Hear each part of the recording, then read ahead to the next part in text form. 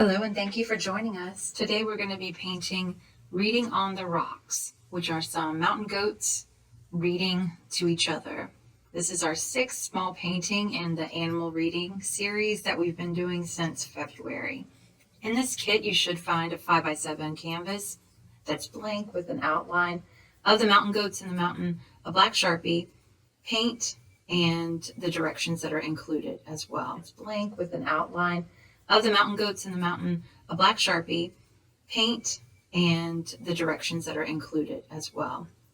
You will need paintbrushes, maybe 1 3/4 inch flat one for doing the white and the blue to come, and then a smaller one for the details. You'll also need some water for color, to mix your colors and to clean off your brush, some covering or something to paint on so that you don't ruin your table, and maybe an old shirt or something, unless you're really neat.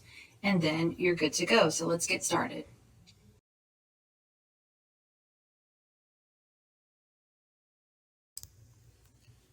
So the first thing that we're going to want to do is take out our black Sharpie marker, and we're going to outline all of the outline that is already there. So we want to create a defined line around our mountain goats and our mountain in our book so that it'll make it easier to see as we start painting over it. Once you have everything outlined with the Sharpie, if you would, get the white paint out, and we're going to paint the entire canvas white.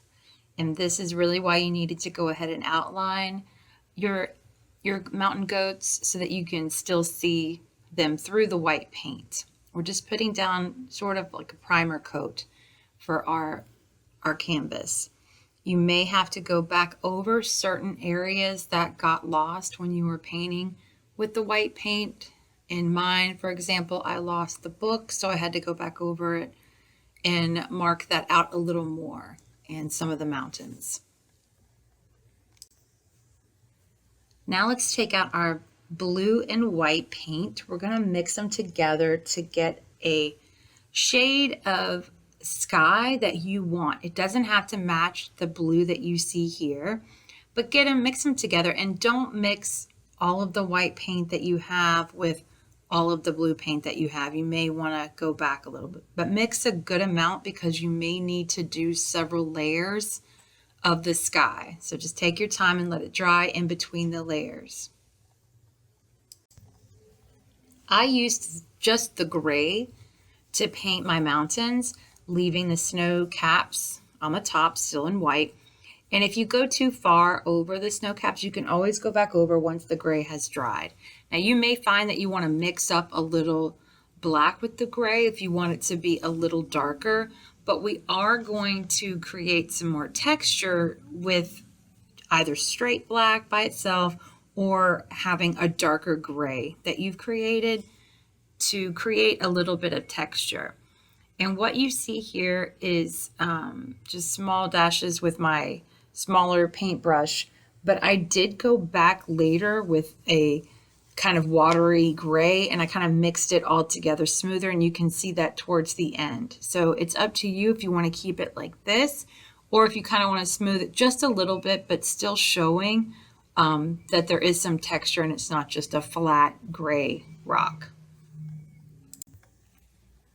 It's time to outline again. So grab that Sharpie and outline your goats. And if you want to outline the mountains and the snow cap, you can. But we're just going to give it more of an illustrated look with the dark outline. Or you can choose not to outline. It's entirely up to you. Now it's time to start painting all the fun little details. And this is a little smaller of a painting, so it's tiny details. So you just got to take your time. A smaller brush is definitely helpful. I used orange to do the outside of the book. I used the light pink to create for inside the ears and to create that cute little blush on the mountain goats, again making it look more like an illustration. I also went back to using the straight gray with a little brush to give a little bit of detail in the mountain goat's fur so that it looks like it's got some texture to it. For the final details, you can use your Sharpie to go in and, write just a bunch of scribbles to make it look like there's writing in the book going on. And also for the clouds, you want to use a very thin layer of white, maybe on a dry brush, so that it will give it a transparent look and make it look more like a cloud so that you can kind of see through it, because they're very high up in the mountains.